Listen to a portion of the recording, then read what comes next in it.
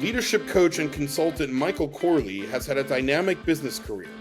He's run multi-million-dollar businesses in healthcare and human resources, and he has started and run his own consulting business with a focus on nonprofit boards and executives.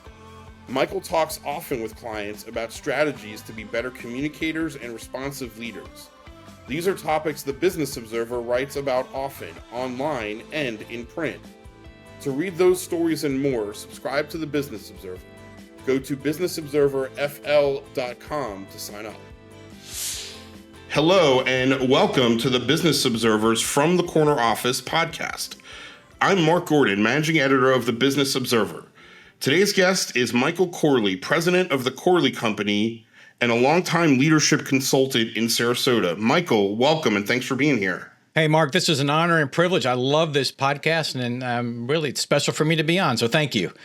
Yeah, I'm so glad you're on, and we can get into it in a little bit, that you're part of the reason that I have this podcast, the advice that you gave me about starting a podcast, I should say. So we'll get into that. But before we do that, we're going to have our audience get to know you a little bit better with three. Now, I call these rapid fire questions, and my producer gives me the business because I end up talking about the answers, so they're not very rapid fire.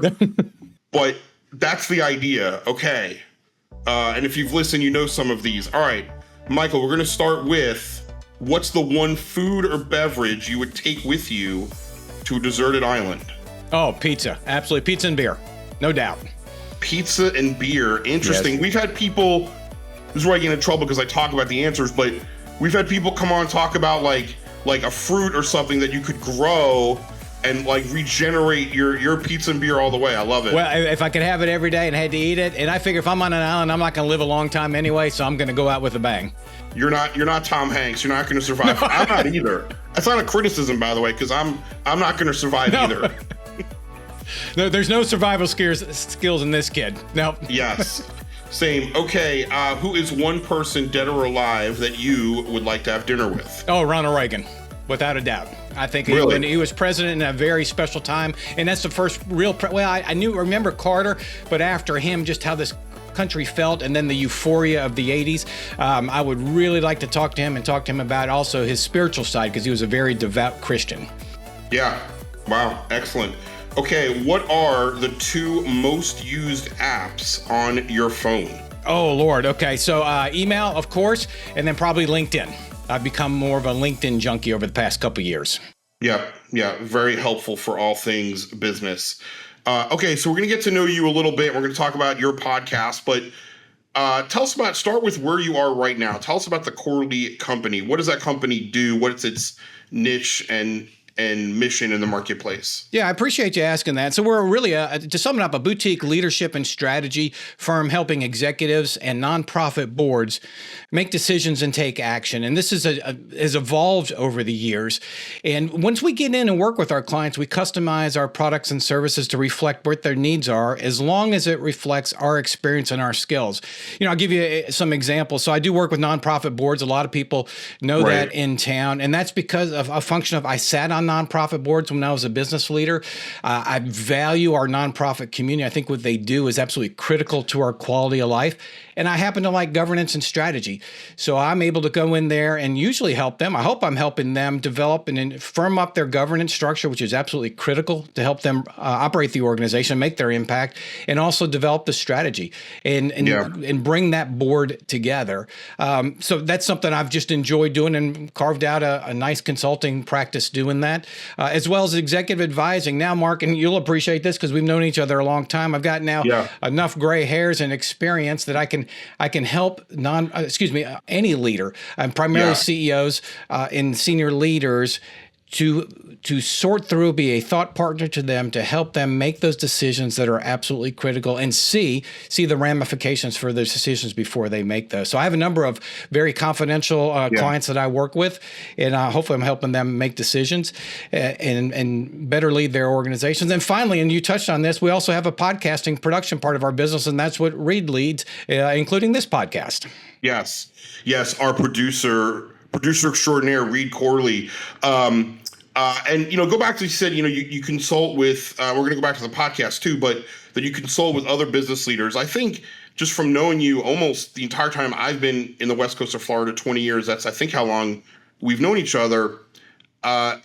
You have such a good way about getting right to sort of the crux of the issue and helping people. How have you sort of developed your ability to be a mentor, to be an advisor, to be a counselor to others? How have you developed that over the years? I think a lot of it has to do with a couple things. Going back to my dad. My dad always said you can learn from anybody, so go out and meet a bunch of people. So I've done that throughout my career.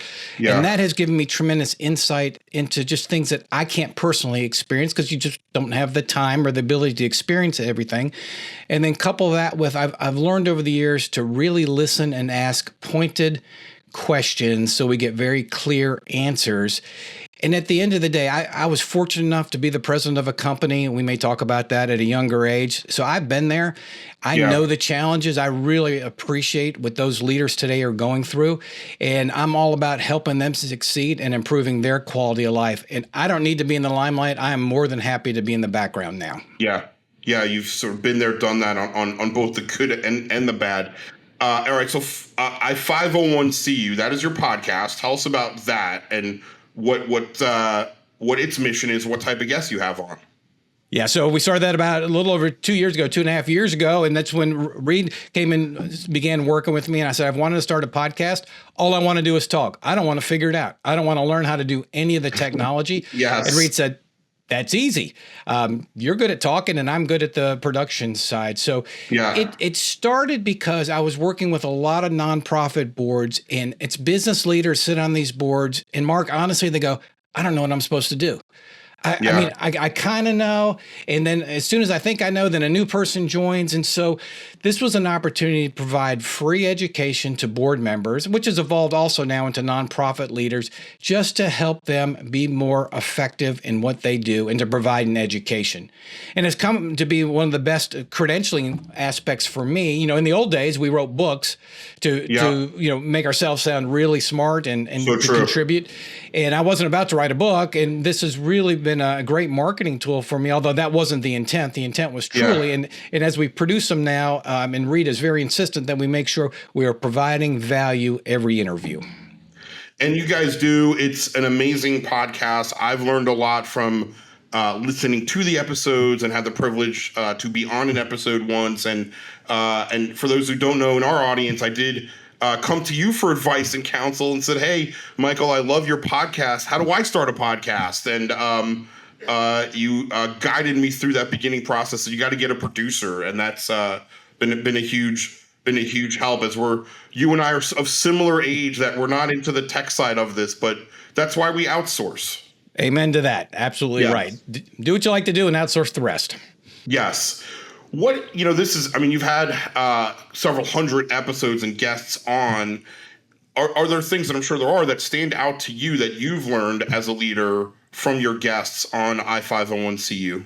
I think it's, leadership, whether it's a for-profit or nonprofit, it's really not any different. Those effective leaders, as we've learned through the podcast, are those that are very humble. They're very mission-driven, and they want to help people succeed. They listen well. They're great communicators, and they make decisions. That is classic leadership across the board. I will tell you one thing is I've talked to all these leaders, and I've made this statement a few times, and I ran a for-profit business. I truly think running a nonprofit is a whole nother level of challenge and skill required that for-profit people don't really understand, just the nuances of a nonprofit sector. So I commend all those people that come on to our podcast and all those board members that are trying to contribute. It is not easy to lead a nonprofit. Yeah, that's a good point, right? Because there's different dynamics at play, and not that it's easy in a for-profit, but your why could be a little bit more narrow, right? Like, does this help the stockholders? Does this help the shareholders? And that's true to a certain extent nonprofit, but it's wider. It really is, because you think about it, Mark, you've got volunteers. We don't have those in the for-profit world. So now you got to manage volunteers because they contribute a lot to the resources just in manual labor. You got to deal with donors. Yeah, on the for-profit side, we may have investors, private equity, angel, whatever, but we don't have hundreds of donors. And we get in the for-profit sector, we get to pick our clients, those we want to work with. Yeah. In the nonprofit sector, if you're going to solve homelessness, you don't pick and choose the homeless people. You offer it to everybody. So it's really challenging. Yeah, and the for-profit, the investors, if you're giving them their rate of return, they're happy. The donors need to see the different kind of results that, again, more nuanced, a little bit wider. Yeah, I never thought of it that way. That is interesting. All right, so you mentioned your career. Give us kind of the overview of that, because I believe you were in healthcare. I know you were in healthcare, and then you were in human resources here in Bradenton, Sarasota area. Tell us about your career. Yeah, I've been very blessed. So right out of University of Tennessee, I got a job in Sarasota, Florida, right here. Never heard of Sarasota, or maybe I'd heard of it, in pharmaceutical sales. And so I started the healthcare journey here. I guess God had a purpose. So I met my wife here, and Stacy and I moved back to Nashville, where I'm from. And I had an opportunity there to be the executive director of a physician hospital organization. So worked with hundreds of physicians and about 10 hospitals on the contracting side of things. Became a VP of marketing for a startup internet back in the days when the internet was starting up. It was an insurance verification company. Ran a large pediatric group. We had about 25 physicians. I was the administrator for that. And so through that, I had experiences, sales, marketing, finance, admin, management. And then I got a call. I was talking to a buddy of mine down here, whom you know very well, Steve Harrigan. He said, "Hey, I've started this PEO. Why don't you come down and run this for me?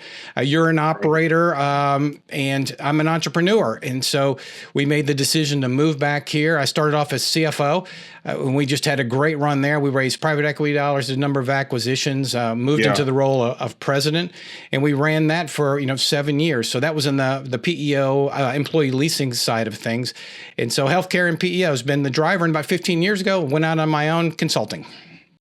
Yeah, and so you've done I said you've worked for big organizations and then done it yourself. And as you've grown in your career, Michael, what have you learned about good leadership characteristics? What stands out to you that make good leaders? Boy, and I think a lot of times, and anybody listening, you learn from those that aren't good leaders, and you observe what they do and do the opposite. But it's what I said earlier, and I really have grown to appreciate this as I've gotten older and I watch the great leaders we have in our community. There's a humility to them. They're very easy to approach and talk to, and they view leadership from a servant perspective. It's probably an overused term, but they understand it's a responsibility to be a leader. They're great communicators, very clear. Not afraid to communicate, will be very open, and will address certainly when they have to have difficult conversations, and decision makers. Boy, and I think that is kind of to me, when I see somebody who can make a decision quickly, that's a game changer, because employees want that. They do not like ambiguity. Yeah, on that front, I read something over the past few days about leadership, exactly that. And it was a great line. It said that clarity in leadership is kindness. Yeah. Right. And I never thought of it that way. And I thought that was really interesting, because when you're being clear with employees, team members, staff, volunteers, whoever it is, when you provide clarity, you're being kind to them, because you're providing them, as you just said, that opportunity to succeed. Yeah, absolutely. And not afraid to coach them. If you do it from a perspective of coaching, I want to help you develop, and not being punitive, that's where the clarity is invaluable. Now, of course, sometimes you need to coach people out, right? And that happens. It's not a right fit. But the good leaders I've seen, they're trying, I want to help you. I'm going to give you every opportunity to succeed, and I'm going to address it and not ignore it. And so many leaders don't like the conflict. None of us do. And so you avoid and you delay having those conversations. Yeah, and this might be true more at some of the bigger organizations you were at. How, as a leader, have you handled? There's an example that stands out about how you handled a difficult situation like that, that could have been a conflict situation. Well, I think when I had a bunch of employees, there's that opportunity much more frequently to do that. And I'll tell you, I did not do it well every time. There were times you just don't have the energy to have that difficult conversation. Usually, it came back to bite you in the butt. And then there were times when if you set the table right and you approach the conversation right, the light bulb would go on. The recipient of the conversation would be extremely happy, not happy, be pleased and appreciate the opportunity. Or in a business setting, sometimes you got to tell a client you messed up. Yeah. As long as they know it's genuine, you are sincerely sorry, and look, you're sharing with them, and you're going to provide a solution to it. Most people are they understand. They may not like it, they may yell, but they respect your approach. Yeah, again, because you're being transparent. You talked before about your father. I'm wondering. I want to talk about mentors. Who have been some of your mentors, and what have you learned from them? Well, certainly my dad, from what I said earlier, and then also, one of the best pieces of advice he gave me was never burn a bridge. Never burn a bridge. And I didn't really appreciate it at the young age because you get mad and you want to say things to people. But if you peel that onion back, if you never burn a bridge, it means you're always looking for the good. You're always keeping relationships intact, really invaluable. And some more modern day mentors. Deborah Jacobs is one, who's the president and CEO of the Patterson Foundation. I've never seen a leader like her. She is everything about a good leader that I've mentioned already. And she has been a friend, a counselor, and advisor to me over the years. So absolutely phenomenal. And then just people I watch. I watch the Rob Lanes of the world running Kirking Barbario through COVID. I watched Rick Gregorio when he was running Williams Parker. And I'm enjoying watching Caitlin Perez, which is a recent guest of yours, as she started her business and watching and learning from them. And that gives me, great excitement and incentive, and provides me with insight that I need to be a better executive advisor and facilitator. Yeah, that's a good point. Kind of, as you mentioned, seeing both on the negative side what not to do, and then watching other leaders work. It kind of just feels like, hey, that's something I could do. I've certainly learned that from all our conversations over the years. So thank you for that, for providing me good mentorship. You're good. You're welcome. Run my small but mighty team at the Business Observer. What about the flip side, Michael? I mean, you've had setbacks in your career. Tell us about, as a leader, how have you overcome things that didn't go your way? Yeah. And so I'll share one with you that still, it finally doesn't sting. And this was, oh Lord, probably almost 20 years ago, 15 years ago. And so when I was president of that PEO, and we were private equity backed, the recession hit, had to do layoffs, but then I was out. I got laid off. Okay. So you could argue it's a cost saving measure. But that means I wasn't providing enough value to justify the cost as president. Yeah. And so over the years, I've had a chance to digest that and go, what could I have done better? So I spent time reflecting. I called the private equity, the managing partner, and asked him.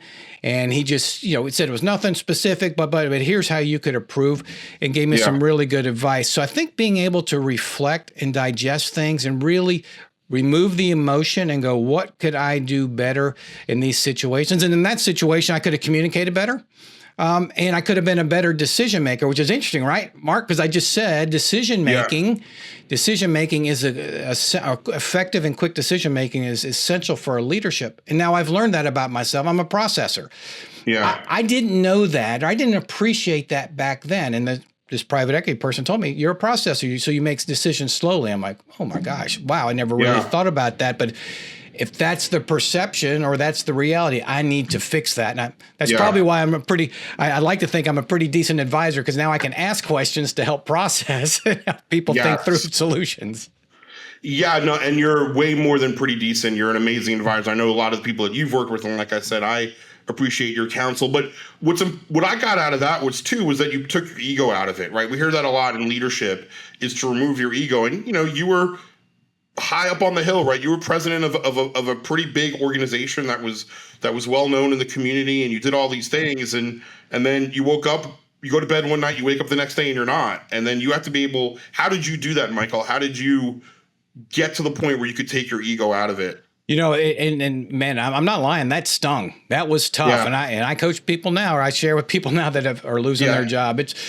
Once you're so wrapped up in your identity of president of a $50 million company, 225 employees, and it stings. So you got to put it all in perspective. I think what helped me through is faith. I've always been a pretty faithful guy, church regularly. That helped tether things. The family, of course, to help put things in perspective, and close friends like you, willing to meet with me even after I lost that fancy title. It's just this is just Corley. It's no longer Corley who's president of something, and just having that those people around you that are just genuine and really hold you in check and are there to support you.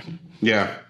Awesome. Excellent. All right, Michael, as we are about halfway through 2025 here, what can we expect from the Corley Company the rest of the year? What are you particularly excited about and looking forward to the rest of the year here? Well, I think we'll continue with what I said we will do, but it's fascinating. We started to dabble in AI, I'm sure, and I know your other guests have said that because I listen to the podcast, but Reed is coming up with these ideas on how we can use AI to do a couple things, be more efficient and be more effective. Efficient, obviously, right?